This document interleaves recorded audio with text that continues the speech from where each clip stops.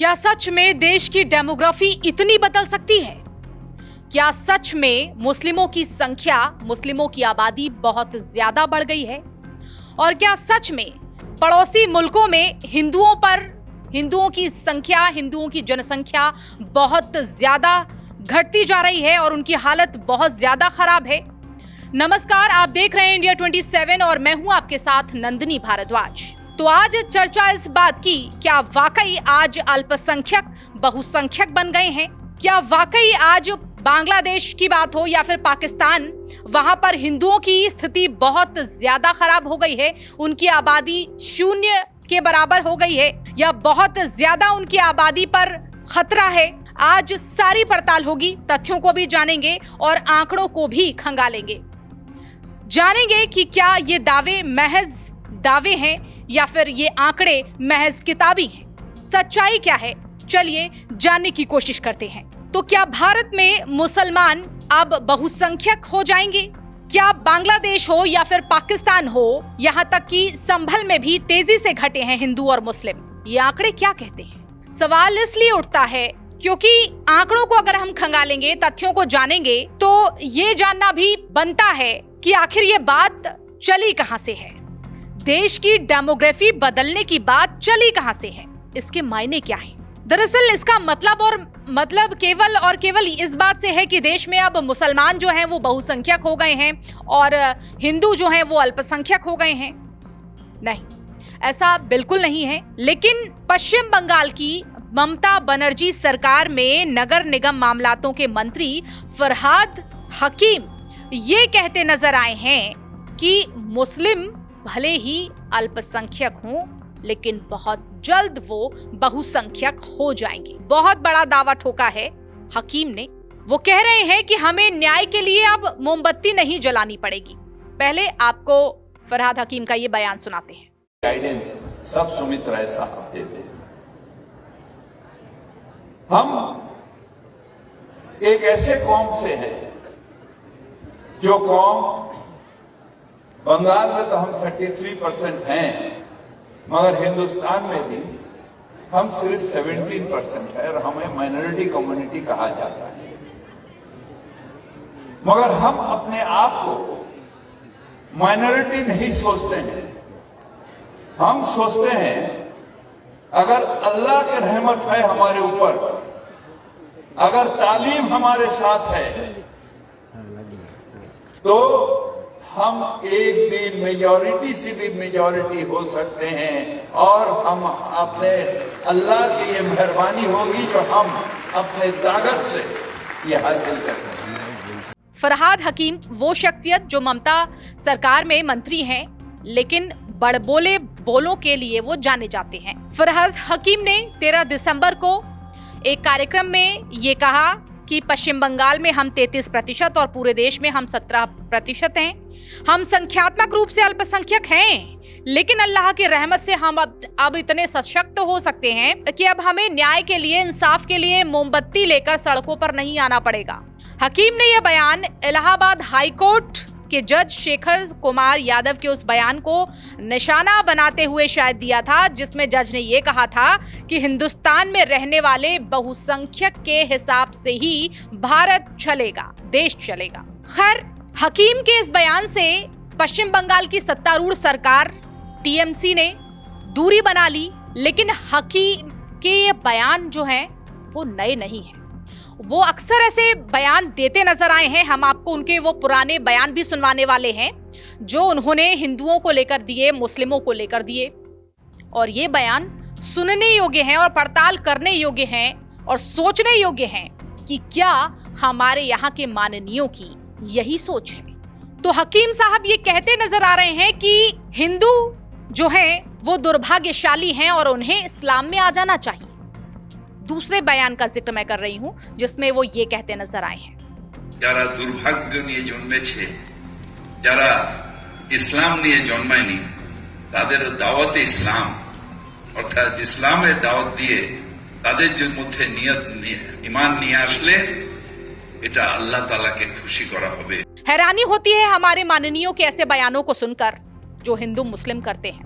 तो हकीम की इस बात पर अब वो चौतरफा घिर रहे हैं बीजेपी लगातार ये सवाल पूछ रही है हकीम से कि आखिर वो अल्पसंख्यक से बहुसंख्यक बनने की कवायद क्यों कर रहे हैं? ऐसी क्या मंशा है इसके पीछे?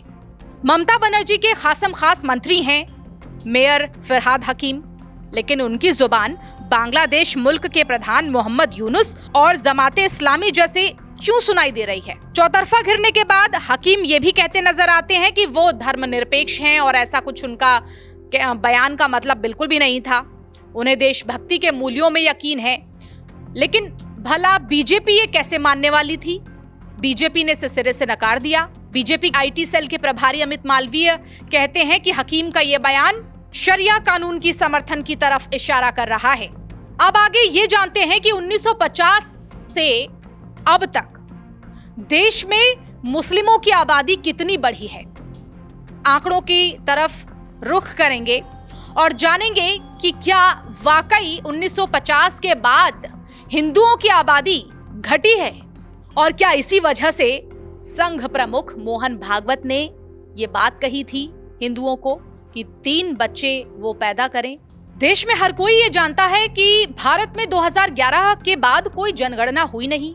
ऐसे में ये जानना तो बिल्कुल ही बनता है कि हिंदुओं की आबादी कितनी है भारत में और मुस्लिमों की आबादी कितनी है। चलिए जानते हैं। मुस्लिमों और हिंदुओं की आबादी का सटीक आंकड़ा अभी फिलहाल नहीं दिया जा सकता, लेकिन इसी साल लोकसभा चुनावों के दौरान प्रधानमंत्री की आर्थिक सलाहकार परिषद की एक रिपोर्ट सामने आई थी। 1950 से 2015 तक के आबादी के आंकड़ों का आकलन किया गया था। इसमें कहा गया था कि मुस्लिमों की हिस्सेदारी 1950 से 2015 के बीच 43.16% बढ़ गई थी। वहीं दूसरी ओर हिंदुओं की आबादी में हिस्सेदारी इन 65 सालों के दौरान 7.82% घट गई। यानी आबादी के हिसाब से मुस्लिम बढ़े और हिंदू घटे। इन आंकड़ों की वजह भी जानेंगे। दरअसल आबादी के लिहाज से देश में हिंदू घटे हैं और मुस्लिम बढ़े हैं। 1950 में हिंदुओं की आबादी 84.68% थी, जो 2015 तक 78.6% रह गई। यानी इस दौरान हिंदुओं की आबादी में 6.8% की कमी आई।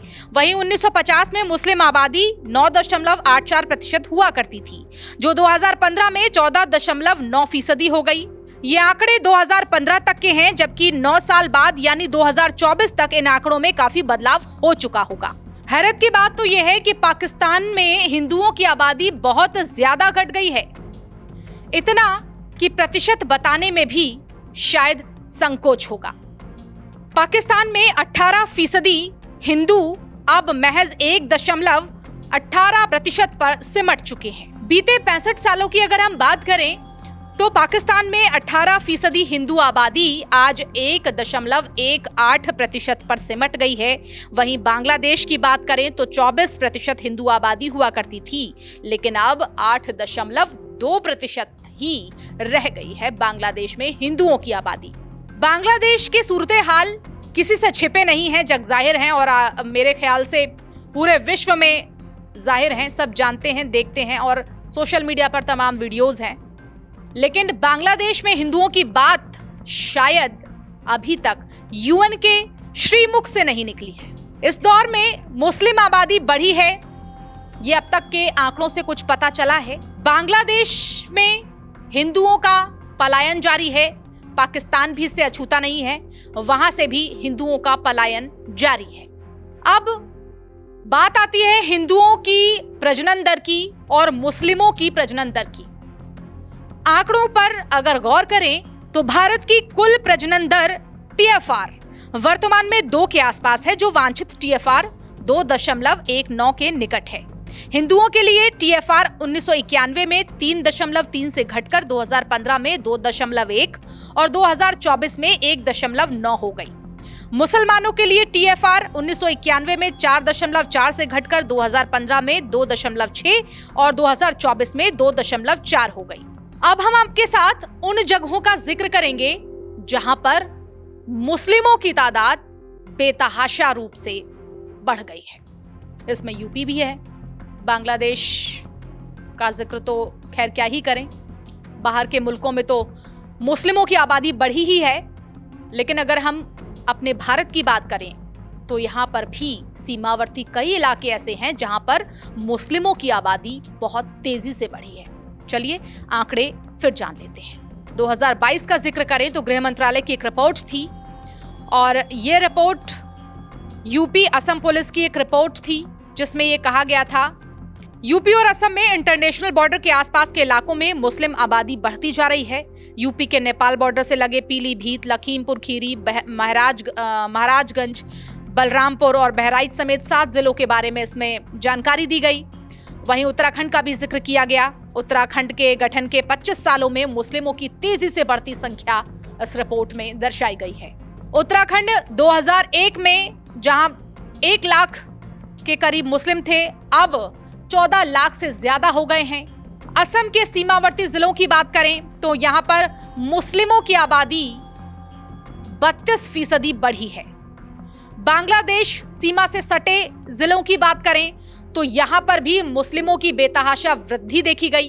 बंगाल में हिंदू आबादी घटी है और मुस्लिमों की आबादी बढ़ी है।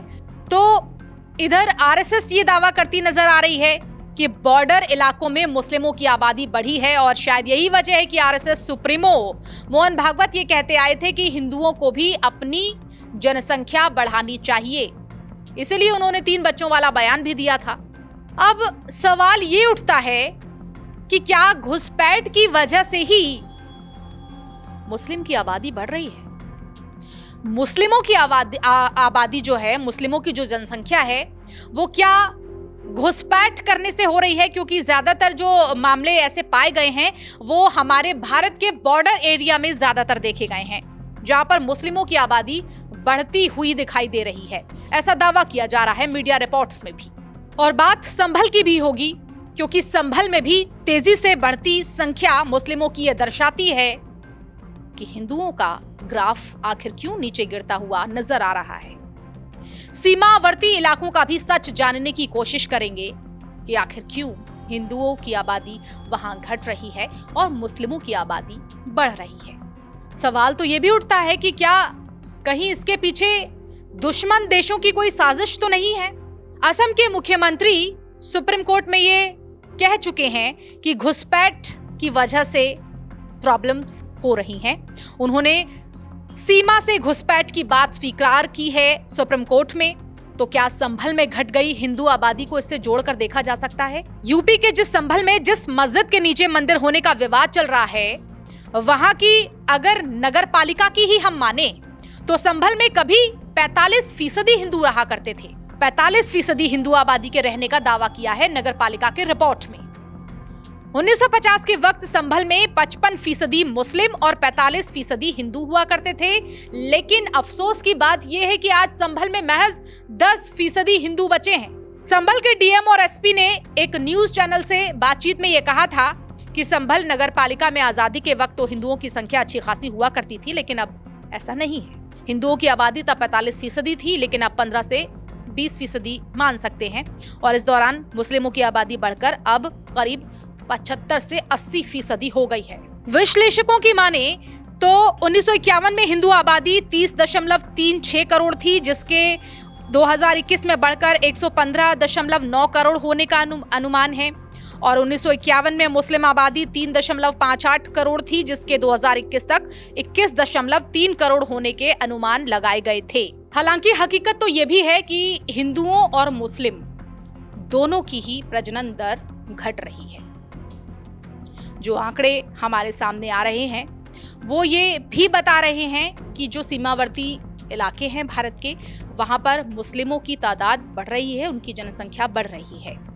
और अगर हम बात करें ये कहने की कि बहुसंख्यक जो हैं वो अल्पसंख्यक जो हैं वो बहुसंख्यक बन जाएं, तो शायद इसका अभी सवाल नहीं उठता।